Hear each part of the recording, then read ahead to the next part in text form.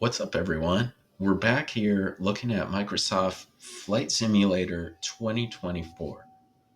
Last episode, we took a look at 2020 and X. So this time, we're going to install the game. We're going to start the game, take a look around in the menus, see how they are. Are they weird? Is the graphic design cool?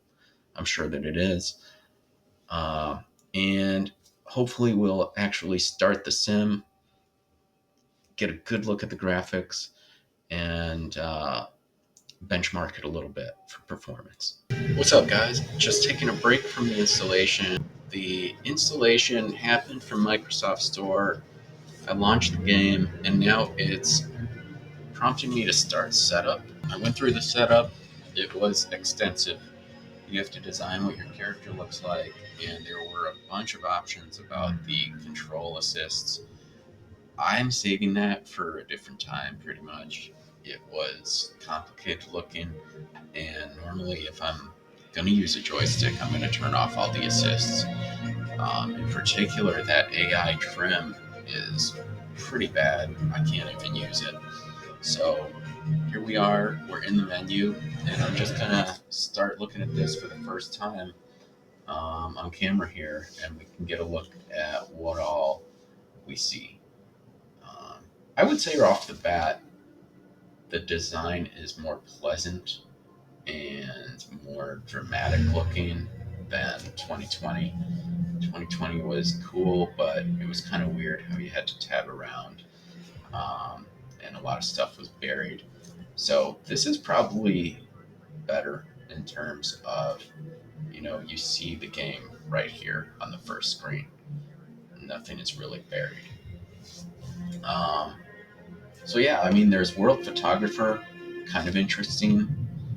That would be more like collecting locations that you've been to in terms of pictures, and then using the camera, maybe getting the most out of the graphics and rendering system. That's pretty cool. Um, Career is going to be, I've already seen this from other YouTubers. You can earn money and get increasingly capable or larger aircraft. Um, Kind of interesting. And I'm not sure what all else is in here in career, but it's probably a decent option to check out. Definitely an improvement over 2020, where it was primarily free flight and just lists of tests that you could be graded on.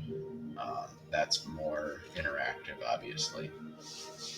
Free flight is the go-to for anyone who wants to simulate a flight. They want to set up conditions and simulate something.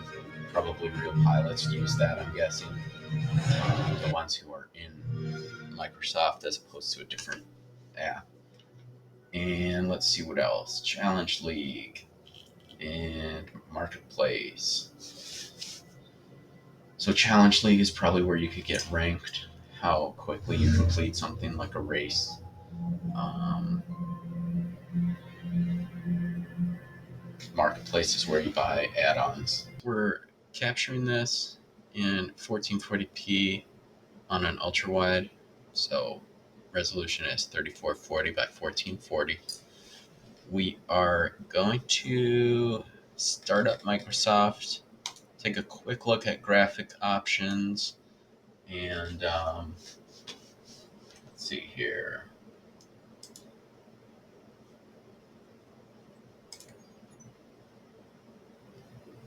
And once we've got the graphic options just surveyed and see what all we can do, we'll probably go with like a high setting, or a highest setting, and jump into a simulation, jump into a mission, or whatever we want to jump into, and just get an idea of the performance. It's supposed to be pretty good. It's supposed to be about as good as Microsoft 2020, which is good. And the graphics should be equally impressive like Microsoft 2020, which is I think it looks a lot like Forza Horizon, the latest one, which is 5 at the time of this video, which is pretty incredible. I mean, those are some glossy looking cars and some good environment effects. Good environment. All right, so looking at options, we're going to do graphics options, which is what this is. Got HDR, that's off. So anti-aliasing, it's going to use NVIDIA, and it's always kind of a tough question whether you want to use the NVIDIA DLSS system, because the card has chips built in that are specialized for this type of processing. However, it's going to basically virtualize everything, and you're not going to get the direct output from the game. You're going to get like it can change resolution on the fly. It can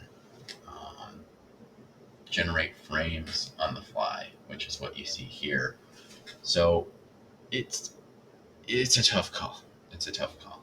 Sometimes you want to generate those frames. Sometimes you will perceive the system being faster because of that, and smoother and easier on the eyes even. But yeah, you never know, because it's generating frames between the frames. So there's definitely something to be said for, just the raw data. Okay, dynamic frame rate target. Let's say 100. And here's where you get your quality. Okay, so it's got ultra. That looks good. All right, we're gonna test out maybe free flight.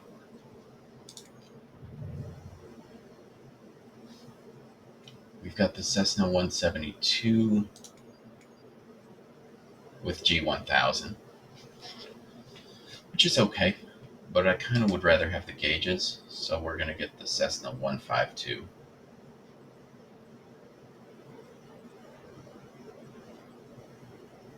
First, I got to find it. So looking at airplanes, Cessna 172.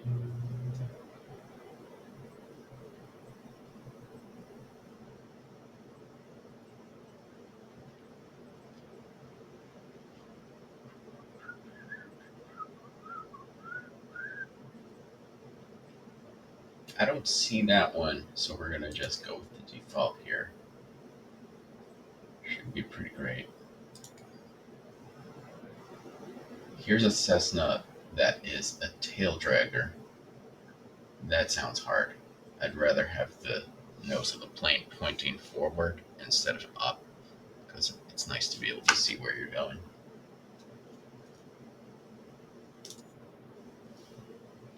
So we got our plane. Let's pick a airport.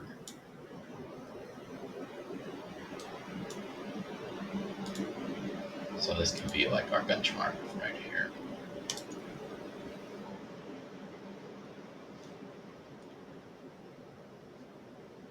Ended up right here, standing around the plane, standing next to the plane. I have an Xbox controller. That is the controller currently. So, that's all well and good, but I really, really would like to go back and get the correct plane. This is not a plane I'm familiar with. So I'm going to jump out of here somehow or other.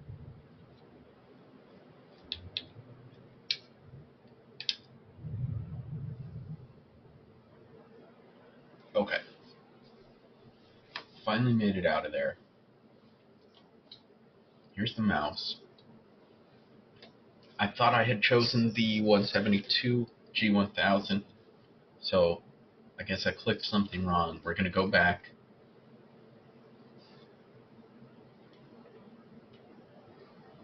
to plane selection, and we're going to find the traditional Cessna 172 with G1000. Okay, and while we're at it, we're actually going to go here to configure it and check out some of the more in detail options each plane can have. Livery is a big one. I think it's important to get one that you think is cool. So I'm going to choose,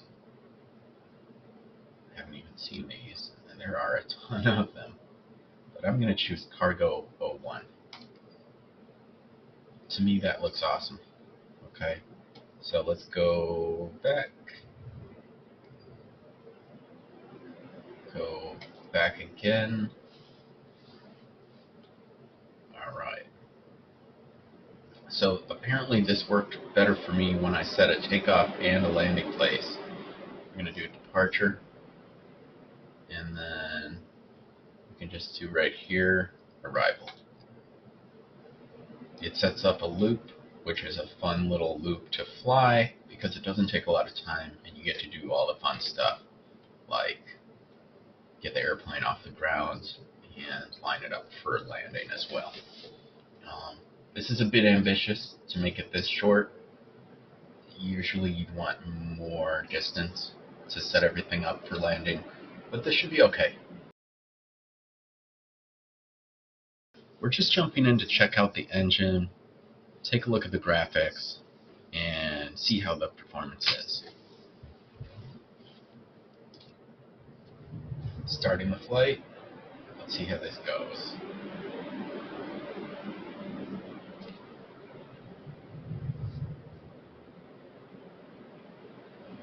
Okay, that's working.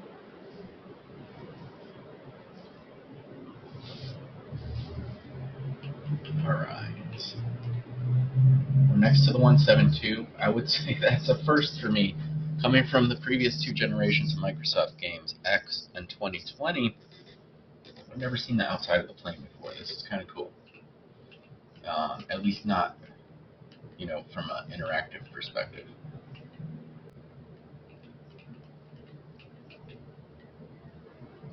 So looking at some of these. Okay, door.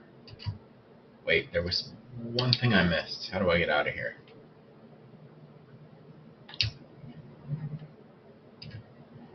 What is this? Ah, I have to examine the strut.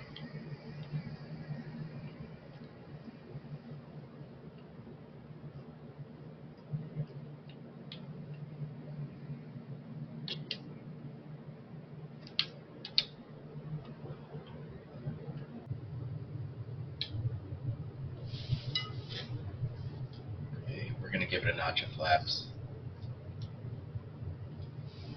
because that's the way it was done in Flight Simulator X, which is where I learned how to use the Cessna. Full throttle. See, this is depressed all the way in here. Mixture all the way in.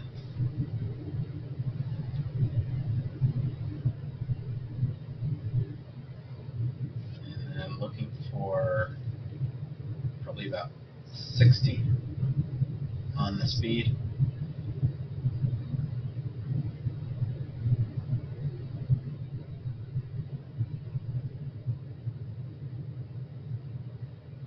Okay, and then we'll just pull back.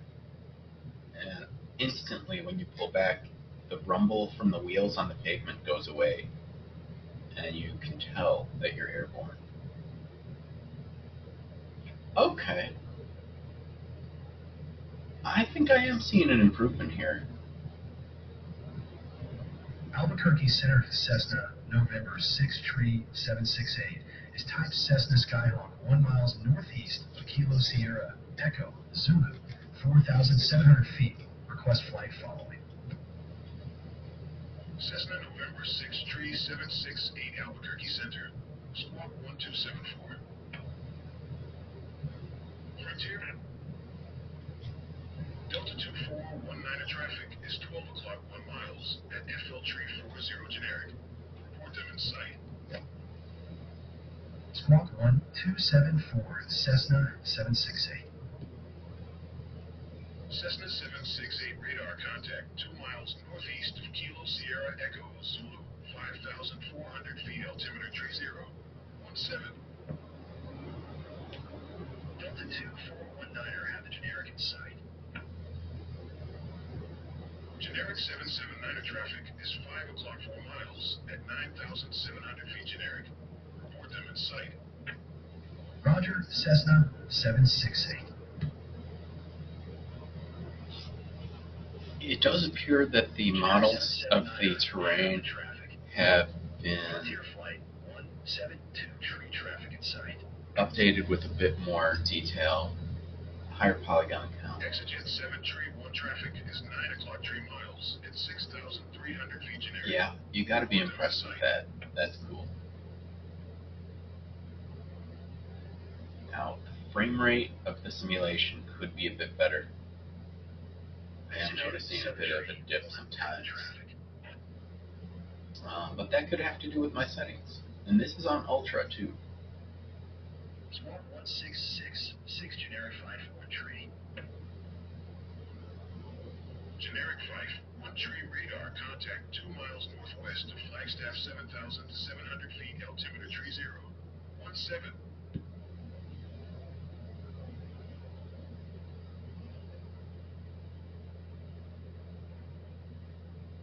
Roger, generic 5-1 tree.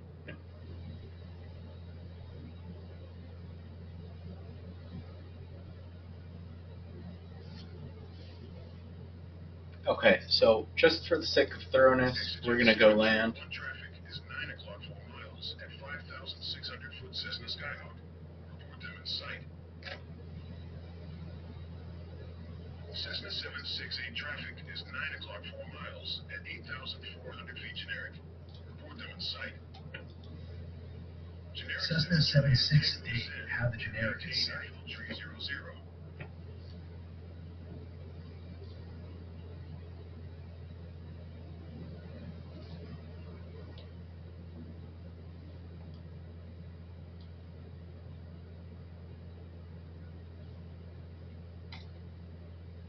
Kilo Sierra Echo Zulu traffic Cessna November 6 tree 7681 miles northwest 5600 for inbound to land runway tree.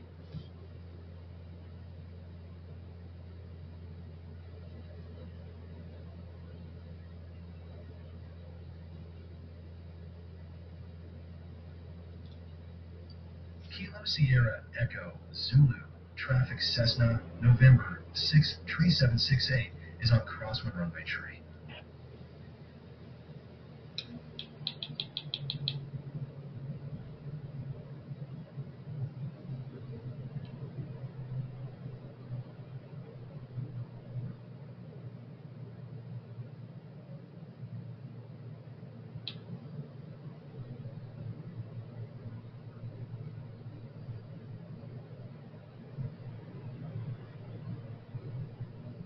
This is not how it should be done by any means.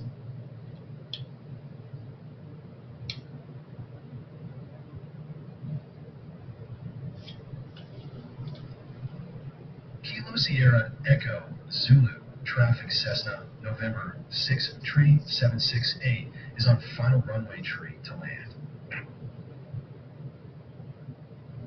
500.